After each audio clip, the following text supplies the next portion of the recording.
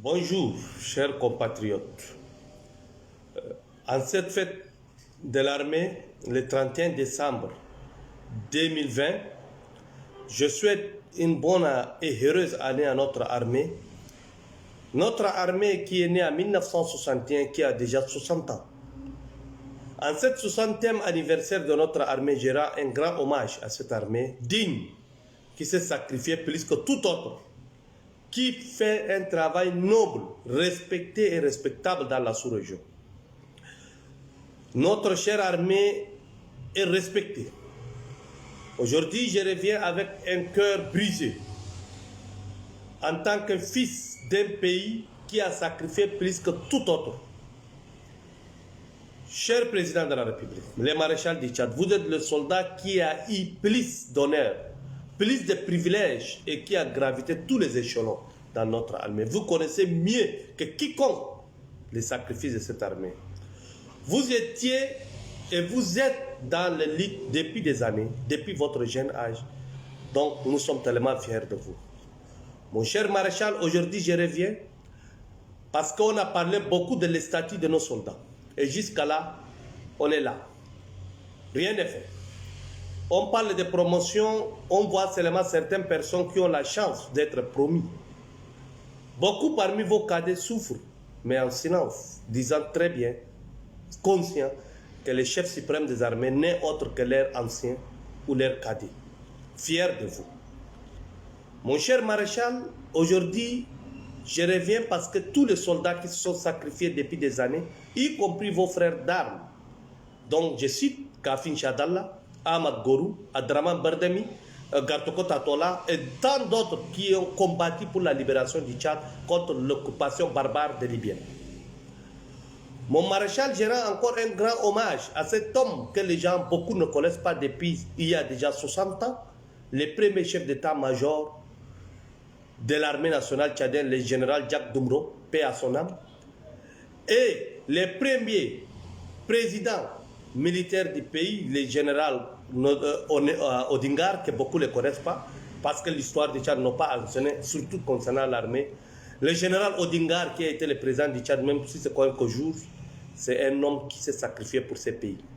Sans oublier le premier vice-président de la République du Tchad, le général Diogo Negué, ces hommes qui se sont sacrifiés. Mon maréchal, on a besoin d'immortaliser ces hommes, ces officiers, ces nobles hommes qui se sont sacrifiés pour le Tchad. Sans oublier, mon maréchal, vos cadets, vos frères d'armes, beaucoup parmi eux qui ne sont pas connus et beaucoup qui sont là jusqu'à nos jours. Mon maréchal, en revenant sur la promotion des grades, vous avez promis à Boma que tous les officiers qui ont gravité de l'autre côté peuvent avoir un galop. Et c'est pourquoi moi j'ai dit et je répète, jusqu'à nos jours, les officiers supérieurs, beaucoup de colonels dans la province de Lac, ils n'ont pas ce privilège. Beaucoup n'ont pas eu, sans oublier votre cadet qui dirige pendant des années le renseignement militaire, le renseignement civil, le colonel Mamadou de 11e promotion. Sans oublier les autres officiers de la province de Lac, de Silla, du Charib Agrimi, du Sud, de Mayokebi, ces officiers qui méritent, qui étaient vos cadets dans l'école officielle, ils n'ont pas eu les privilèges. Mon maréchal, aujourd'hui, nous ne sommes pas contents parce qu'aujourd'hui, on voit des gens qui n'ont jamais assisté à des batailles, deviennent des généraux de corps d'armée et qui empêchent l'évolution de ces officiers de carrière, qui ont fait toute leur carrière, enfants de troupes, école officier, école de guerre et qui ont servi la République plus que tout autre, qui n'ont rien eu. Par contre, on connaît beaucoup d'officiers qui n'ont rien et qui souffrent. On vous félicite pour la mise en place de cette école de troupes, mais nous revendiquons aussi l'école de guerre et d'autres écoles militaires.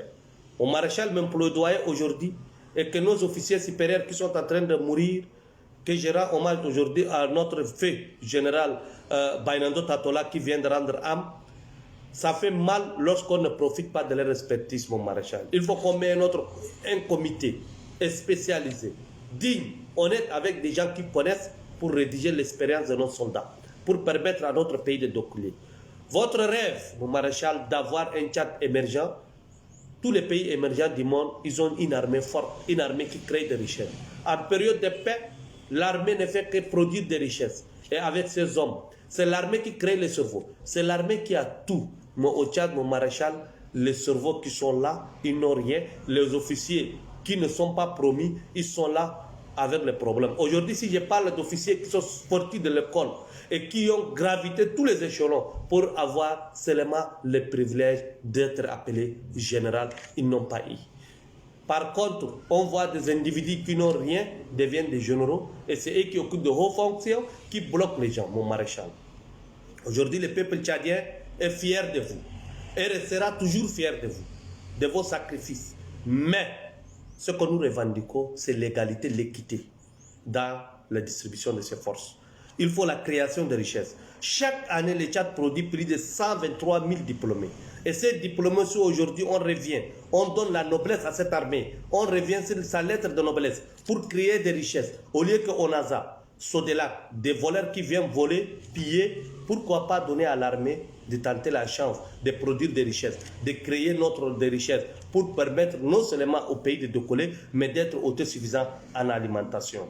Mais mon maréchal, dans tous les pays du monde, le secteur de l'eau, c'est le secteur le plus stratégique parce qu'un pays ne peut pas privatiser. Parce que je connais beaucoup de malhonnêtes qui cherchent à privatiser le secteur de l'eau. Pourquoi pas donner ce secteur à nos forces de défense et de sécurité de travailler pour le décollement économique de notre pays?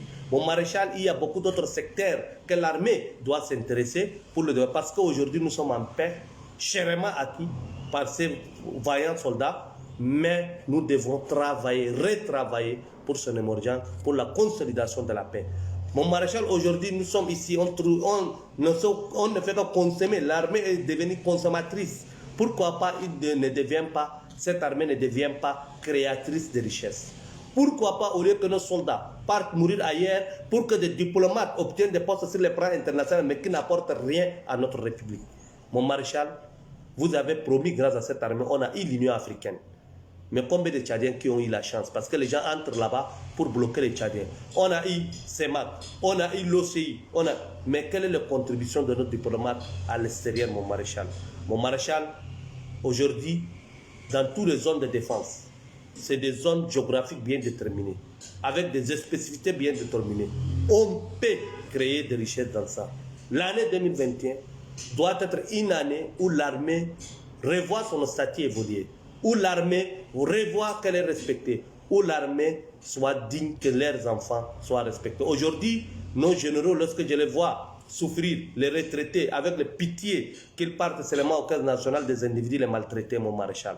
Lorsque je vois nos officiers qui se sont sacrifiés, les gens ne connaissent même pas. Parmi eux, le président Odingar, le président Maloum, le vice-président Diogo, que personne ne les connaît même parmi les jeunes. On ne parle même pas d'eux. Mon maréchal, c'est une fierté pour nous d'avoir un président militaire de carrière. Ce n'est pas un président qui est sorti de nulle part, mais qui connaît le pays, qui connaît cette armée. Donc, je vous prie, mon maréchal, de revoir le statut de nos soldats et que celui qui mérite, il faut qu'il soit, ou il faut qu'il occupe ce qu'il le faut. Aujourd'hui, vous parlez des bassins du lac Tchad en général, c'est le soldat tchadien qui se sacrifie dans ces bassins. Mais lorsqu'on voit la CBLT, il n'y a pas beaucoup de Tchadiens. Pourquoi? Lorsqu'on voit l'Union africaine, il n'y a pas beaucoup de pourquoi. Dans toutes ces commissions de bassins de Niger, pourquoi? Donc la question reste à revoir. Nous, au Tchad, on a beaucoup perdu. Aujourd'hui, je répète encore, il n'y a personne dans ce pays qui a perdu plus que les BET.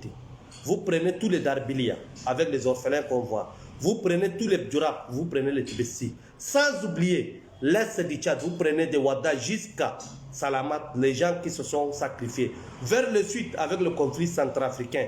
Sans oublier l'Ouest du Tchad, avec le Boko Haram. Jusqu'à aujourd'hui, qui est en train d'endeuiller nos fils et filles.